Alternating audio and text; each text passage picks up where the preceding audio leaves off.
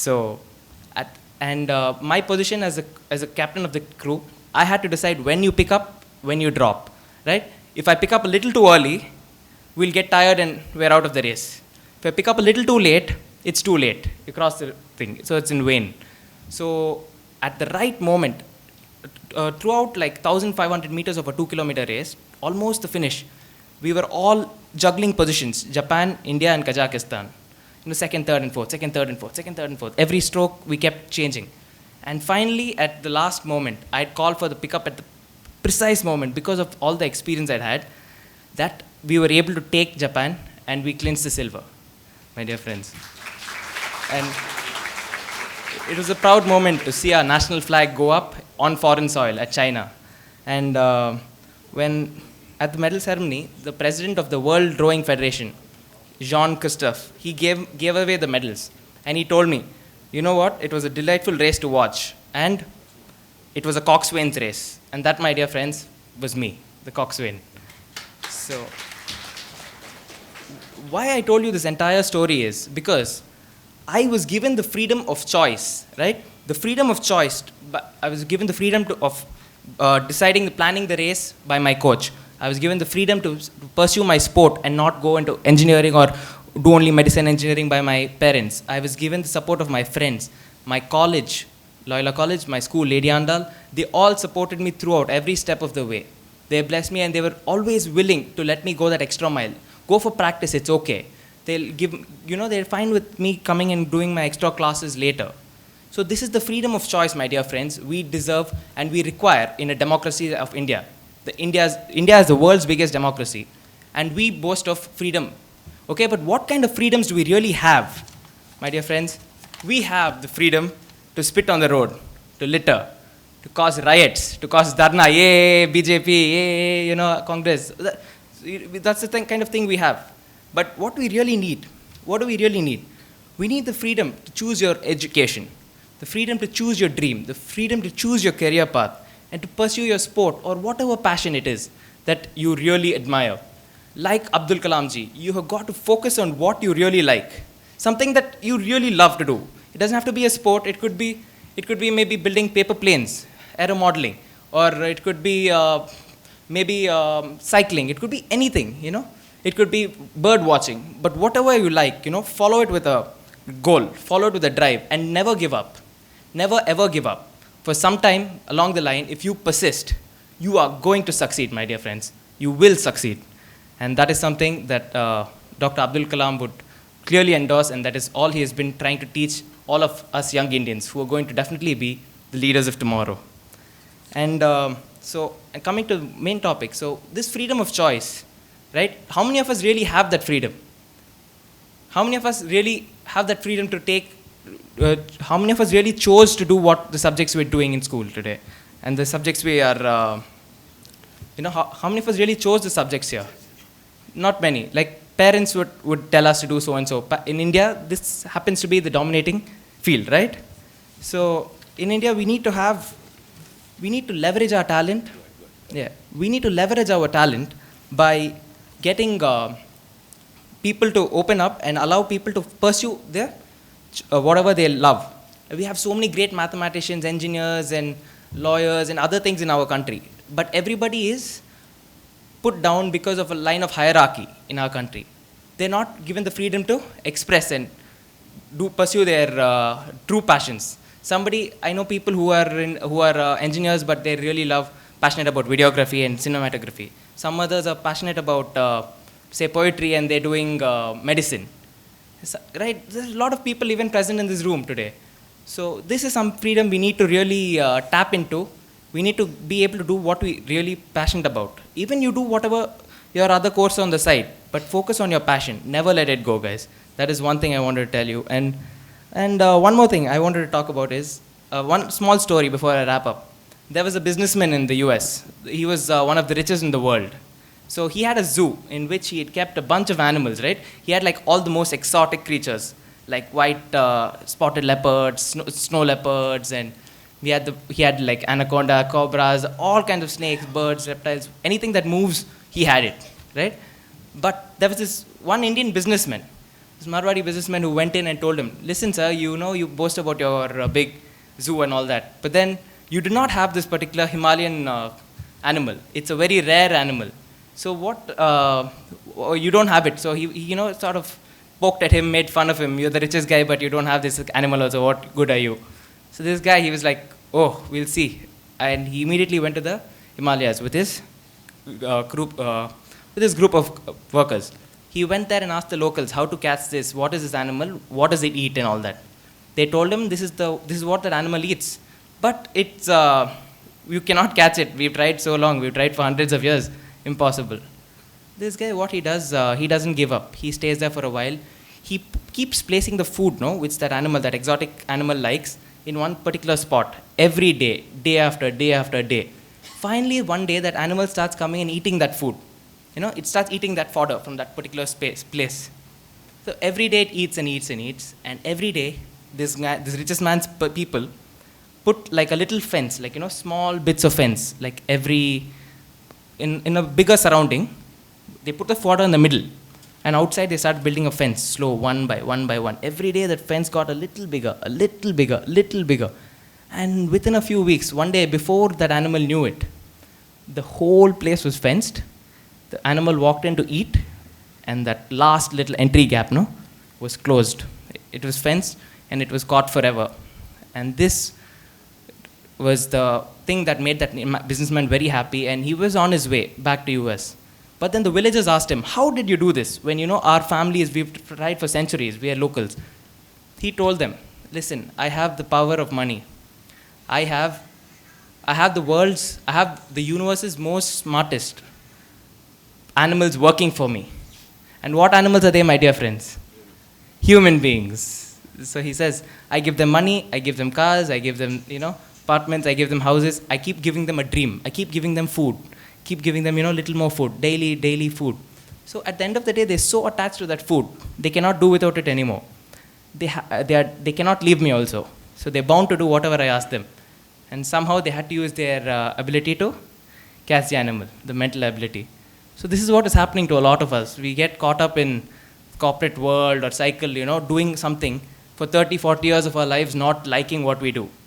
We become brain drained, in the sense we leave our nation to other countries, developed countries, just to get that extra few dollars, just so that we can get that extra 1 bedroom.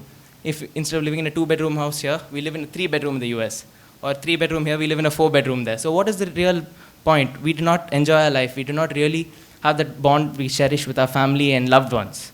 So this is something we really need to think about. Follow your passion, follow your dreams, work hard, and never give up, ladies and gentlemen. Jai Hind.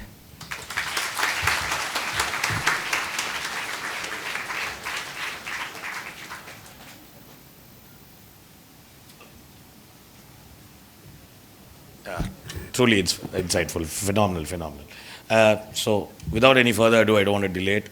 I'll request our guest speaker to come and please give us our keynote address. Please.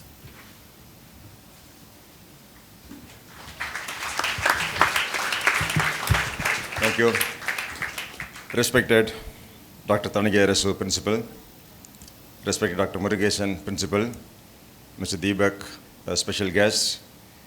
Two young, energetic sportsmen and sports personalities now, Rohith and Aditi, members of the teaching faculty, my dear student friends. I'm extremely delighted to be the part of this very special function to commemorate the birth anniversary of Dr. APJ Abdul Kalam. I must really thank the young Indians of the CII for offering this very special opportunity. It was very inspiring to listen from Rohith. That's why Deepak was trying to stop him. I told him, please don't stop. Let him flow. He was almost flowing, And I was enjoying his speech. More than a rowing sportsman, he appears to be a very good motivational speaker, right? And he's an action man. He's talking from his own experiences. Very interesting. I really loved his ideas. I also asked him, he told me that he's a medalist in the Asian rowing championship. Usually rowing sportsmen, as he say, we expect a very huge sized human being, man or woman, because rowing requires a lot of skills, not on the arms. You may think arms should be more powerful. Actually, your legs must be more powerful, am I right? Interestingly, car driving, you may think hands must be very strong. Actually, for a car driver, race car driver, is the leg which has to be more powerful. You know, your popular impression is different from the reality. So, I asked him, you're a very small-sized young man, but how can you really win an Asian championship? Then he said, yes, sir, I'll explain to you in the function. I also believe that, in the end, sooner or later, it is not the more powerful man or the faster man or the rich man who is going to win. Ultimately, the man or the woman who wins is the man or the woman who thinks he or she can. If you think you can win, you'll win. If you think you cannot win, you cannot win. That's what Henry Ford said. If you think you can, you can. If you think you can't, you can't. In either way, you are correct. It's all in your mind. He has clearly explained. So, ladies and gentlemen, these are all real role models sitting here. And Aditi made a very, very nice point, most impressive point, that you must mix curriculum with sports. Academics in the sports is very, very important in any campus. I think it's a very important take-home point for the college administration principal. Many, many colleges, I don't know whether it is by design or by nature, particularly in the professional colleges like engineering colleges, sports is not given due importance. The students themselves will say. But students must realize that it is your own personal choice. He says, you have the freedom of choice. I had the freedom of choice to be a rower, not a computer engineer. He's pursuing his dream. He says, Constitution has given you the right to choose your career. In fact, Constitution itself gives you so much freedom. We, the people of India, having solemnly constituted India into a sovereign, socialist, secular, democratic republic, and to bring its citizens justice, social, political, economic, equality of status and opportunity, to liberty of thought, expression, profession. The Constitution itself has given you the freedom. But who is at fault? Recently, I went to the APJ Engineering College, Coimbatore. They asked me, why India is not going to become a superpower, sir? I told them, I don't know. Anyway, we are going to make it a little more interesting here because the idea is APJ Abdul Kalam's dreams. So after the function is over, the students came and told me, one student from PSG comes and says, sir, we are not allowed by our parents to pursue our dream. That's what you are also mentioning, If you have a passion for painting, go for painting. If you have a passion for singing, go for that. If you have a passion for biology, for nuclear research, go to nuclear research. If you have a passion for animals, go as a zoologist. What stops you? Simply blaming the father and poor mother doesn't really help because you're already an 18-year-old man. And a 17-year-old girl has already won a Nobel Prize. Freedom of choice. She chose education as the freedom. And somebody comes and says, terrorist comes and says, no, don't go to the school. Who are you? I will go to the school. If you go to the school, we will shoot you. Even if you shoot me, I will go to the school. They came. Who is Malala? I am Malala. She said, they shot her. And one bullet went through her eyes, out of the head. But still continued. There is a new book coming up about Malala. He named me Malala. Her first book was, I am Malala. Right? I don't know how many of you read the book. Probably one of my messages for visioning for India is that you must read a lot of books. Books means real books. There are any number of books available in the market. If you know the freedom of choice of books, then you are a great man. If you know what kind of book you should read, then I can brand you as an educated person. There's a big problem. So she says, Malala says in her first book, I am Malala, don't call me as a girl who was shot by the Taliban extremists. Don't please call me. Please call me as a young girl who fought for the education of millions of people all over the world. I am a soldier. You understand this? She says, please don't call me as a girl who was shot by Taliban. Please call me as a girl who has fought for the education of millions of people all over the world. And her second book, today there's news about the second book. She says, my father named me Malala, but I made Malala. You understand? My father only gave me the name. But I created Malala. It's the nature of the book. In this book, she says, soon after she was shot and taken to the hospital, she wanted to read the same book which she read in the Swat Valley of Pakistan. A book by Paula Coelho, which is Alchemist. Even I not read the book, but I know the story. Alchemist. A young boy who goes, from Spain to the Egypt, and he doesn't find what he really wanted to find. He comes back, and ultimately a thief says, whatever, when we were stealing in some place, we found some treasure which we buried in a particular place under a particular tree. And that's the exact tree from where he was sleeping. This young boy, he was grazing cattle, He used to live in the same place. The treasure was ultimately found in the same place he was living as a cowherd boy. So he comes and she says, I read that book, and I read the book by Stephen Hawking. Stephen Hawking's A Brief History of Time. And she says, this book on physics, on universe, on Big Bang, this particular book, to read the book, for every sentence, I read it 3 or 4 times because I don't understand anything. Stephen Hawking's book is one of the great living physicians all over the world. Great physician, Stephen Hawking. Great biologist, Stephen Cross. Great, another biologist is Richard Dawkins. So therefore, it's very important that you read the books. You should read the book. The point she was trying to make is very, very impressive. She says sports is very, very important, engineering colleges. Why do you blame the administration? Who stopped you from running 1 hour every day? Sports is very important, not only for your health, for your leadership ability. You cannot rowing. How many people? 7 people, huh? How many of you? 8 people. See, teamwork, you can understand teamwork only in the sports, only in rowing or in volleyball or football. 8 people should be rowing at the same time, in the same fraction. Everyone should understand everyone else. This is leadership. This is teamwork. After computer engineering, you may go to a company, they may give you a salary, they may send you. That's all your dreams.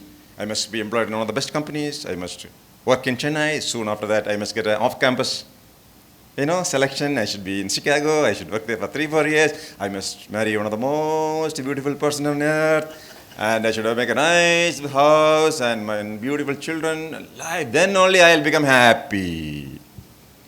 My dear students, I'm giving a message. Don't expect happiness from a future date. Try to be happy today. Now. Here. Because happiness is only here. Happiness is not in a future day. You may or may not become happy tomorrow. Because sometimes the most important thing you wanted, you may not get. One of the girls you may like to marry among the crowd, she may not marry you. What will you do? Sometime, I don't know. That depends upon your capability. But the point is that don't fix a particular day to be happy. That Rohith should not say, when I become the Olympic medalist, I will be happy. I will say, every moment, now we are in front of 1,000 students, and you made a nice speech, feel happy. I tell you, of all the reasons, there's a biological reason to feel happy. Are you happy now? The unhappiest thing to me is when children appear to be unhappy. I'm seriously, I'm not seeing most of you happy, no. It's not a classroom. This is Dr. APJ Abdul Kalam's birth anniversary. Cheerfulness. I tell you, I'm a father of 2 sons, One of the worst moments in my life can be when my children, are not very happy. They're unhappy. Either the mark was less or something happened or something. Sometimes my second son asked me, Daddy, I got this pimples on my face. Will it go away? I feel so sad. He was very short when he was doing 6th class. Daddy, will I grow? His brother is 6 feet. Will I grow like him? Will I become more fair? I feel so bad, It's very good. Fathers will know it.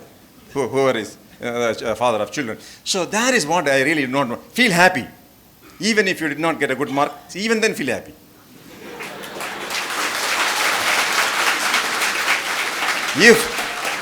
If you have failed in mathematics first, what is that? Semester, maths 1 or drawing or whatever, or electronics or communication. If he failed, it's okay. Feel happy. Because it's a question of attitude. You know something? When the plus two examination results came, I wanted to call my brother to check how much mark my brother's son has got because he was looking for a state rank. So I called him, and the boy is not coming on the line. And the boy's mother, my sister-in-law, says he's not talking to anybody. He's closed this room and he's staying inside. I said, what happened? What is his mark? Did he fail? No, he didn't fail. What is the mark? He secured Sendam only in 4 subjects. Only in 4 subjects. And what is the point? He's only the district topper. Then why he has locked the room and crying? Because he could not become a state topper. You know, I got a call from another brother. I got a call from my cousin's brother's son. He called me, uncle, congratulate me. Why should I congratulate you? Uncle, I passed the plus 2, uncle. I passed. I told, congratulations. What are you going to do? I'll do anything, uncle. Now nobody can stop me. Now my father is happy, mother is happy, everybody is happy because everybody thought he'll fail. It's an attitude. It's very, very important that I think recently one of the research reports says your hard work, your effort ultimately doesn't result in happiness. In fact, happiness results in hard work. Happiness results in action. Happiness results in plan, preparation, and attitude of meaning. So the moment's happiness is extremely important. But I will tell you one reason. Because one of the messages for visionating India or India becoming a superpower in 2020 is that you as a student should start thinking. You should be a thinking person. Logically thinking person. That's in the IAS examinations, which of course one of my passions is to guide students for the All India Civil Services examinations. I have a website, CylendraBabu.com. I have everything in that, all kind of guidances. I guide students. My students go to interview. Every year I train at least 100 students for the interview. Last year I trained one of the students who called me, sir, is it Sylendra Babu speaking? Yeah, Sylendra Babu speaking. Sir, can I meet you at about 4 o'clock today evening? Yeah, you can come. Where do you want to meet me? Sir, I'm going for the IAS interview. Therefore, I want you to train me. When the girl comes, she didn't come. When a gentleman came, and that gentleman was taking this young girl along with him. That's the time I understood this girl cannot see in both her eyes. She was visually challenged person. 0 visibility. She can't see. I asked her, why do you want to become an IAS officer? She said, sir, I'm a postgraduate student of English literature from Laila College, Chennai. I am working as the assistant manager in the State Bank of India. I like to meet many, many people. I want to see many, many, many places. I want to make positive change in the functioning of many government departments. Therefore, I want to be an IAS officer. I asked many, many questions, and she left. She gave me a call, sir, can I tell you something? I'm not at all happy with my own performance. So can you train me once again? I want a few more questions that you must ask and I must answer. She passed IAS examination and the government of India has allotted Indian Foreign Service, Beno Safine. Beno Safine is an IFS officer now in Delhi. She's taking the training along with IAS officers in Lal Bahadur Shastri Academy of Administration, Missouri. The point I'm trying to say is when somebody asked him the question, why, how you are able to read books? How can she read books? Her mother would read and she would listen. Keep on listening. If mother is tired, her own friends, she will listen. She'll read. She says, I like English literature. Passion. Somebody said, no, he said, passion. Do something with love. And after all, you have only one chief purpose in your life now. We have a chief purpose in our lives. Main occupation, my job, professors, teaching, or training you. My job is a police officer. So every one of us is a businessman. Deepak is here, businessman. So his chief purpose of life is business. My chief purpose of life is public service. Your chief purpose, that's what you must really think. Go back and think, what is my chief purpose? Keep on talking to friends, computer games, talking nothing, doing nothing, going to some kind of entertainment. I have some doubt because Visioning India, you must record it. I don't know whether we are a group of people who are entertainment-oriented people. I don't know. Every time, entertainment. Whereas our main focus, main purpose, you are paid for this. Your parents are paid. They paid at least in the 4 years, if you calculate, probably they would have spent more than 5, 6, or even 10, 15 lakhs rupees. And in economics, there is another theory called opportunity theory. What is opportunity theory? Instead of sending you to this place, they would have sent you to a Tirupur Banyan company. And you would have been earning 500 rupees there. Here your father is spending 1,000 rupees. There you are losing 500 rupees. So every day you are losing 1,500 rupees. In that 1,500 rupees, you must ask a question in the evening, have I done anything today to justify this 500 rupees salary, which my father is paying? I don't know. You touch your heart and tell me whether you are working for 1,500 rupees a day. A man working on the road, a road worker, early morning till evening in the direct sun, he's paid 150 rupees or even 200 rupees. And your job? I don't know. This you must think about it. So she says, sir, I love English literature. I love reading books. I'm passionate about it. Let me tell you, in the last 53 years of my life, I have not heard a man or a woman talking such a clear English without any grammatic error. Such an English accent in my life, like Beno Safine. So that is what students might think. So her point is sports, why it's important, why you should not neglect sports is leadership. Recently, one of the Indians have become the CEO of Microsoft company. He's a son of an IAS officer, incidentally. Anybody can tell the name? Satya Natella from Andhra Pradesh. He is the CEO of Microsoft company, a company, one of the largest companies in the whole world, 100,000 engineers. Now can anybody say, because most of you are passionate, your parents are passionate, the college is passionate about, you know what? Placement. Placement. I think placement should not be the priority if you all want India to be, of Kalam's vision to come true. Placement is not an answer, because placement as it is, because there is too much emphasis on placement. I heard a small story of a father and son going for counseling, counseling for engineering college. Then they said one particular engineering college, a wonderful college, do you want this college? So they had a doubt whether it's a good college. We had to go and check up. They went to the college and checked up what is this college, so many buildings, so many computer science laboratory, the library, good teachers, the man who's running the college is a very rich person, so playground, so many things are there. But ultimately, father and son, what about placement? What about placement? They went to the watchman, asked him, everything is absolutely fine. Please tell me, Mr. Watchman, how is the placement in this college? He said, sir, you came to the right place. Wonderful, 100% placement in this college, till last year. Okay, good. How do you say? I also studied in the same college last year, sir. And seriously, I'm telling. They called me to a college to give a convocation. Huh? Sir, do you know our college? 100% placement, MBA. So all the girls, they came with them. I asked the girl, what did you study? Sir, I'm an MBA. Okay, you're also placed? Yes, I am also placed. Where are you placed? I'm placed in the Reliance outlet market, sir. What is your salary? 3,000 rupees. Yes, and she's very happy about it. Do you know why? Do you know the salary of Satya Natella? He also studied like you in an engineering college. He also is an MBA. What is very special about him? How can he be the chief executive officer of a company? And do you know his salary? Anybody? Approximately. Because you're all aspiring for a salary like 30,000, 40,000, 50,000. Somebody gets 1 lakh, rest of them will faint. 11 million US. 11 million? Base salary. Okay, no, let them tell. What is the annual salary or cost to the company they call, cost to the company of Satya Natella? Approximately? How much? 10 lakhs. Oh, 10 lakhs. That he'll get. Even I am getting 20 lakhs. 20 lakhs. My salary, annual salary is 20 lakhs. Yeah, it's a big salary. But I started with 2,000 rupees. 2,000 my salary when I joined. Okay. Anybody? How many crores?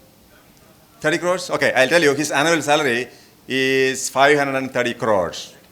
72 million. Yeah. 530 crores Indian rupees. Yeah. No, this idea is that, like APJ Abdul Kalam says, think something very big. Dream something very large, because ultimately what you get is what you really thought. So when Satya Nadella was interviewed, all right, a Madras-based woman, somebody who studied in a school in Madras, a lady. Now she is the CEO of PepsiCo company, Indira Nooyi. Her salary is 230 crores Indian rupees. Now the point I am trying to drive is, when Satya Nadella was asked, what makes you different? Why you are able to climb up the ladder and become the CEO of a company? He says, it is because of my leadership ability. I am a sportsman. Or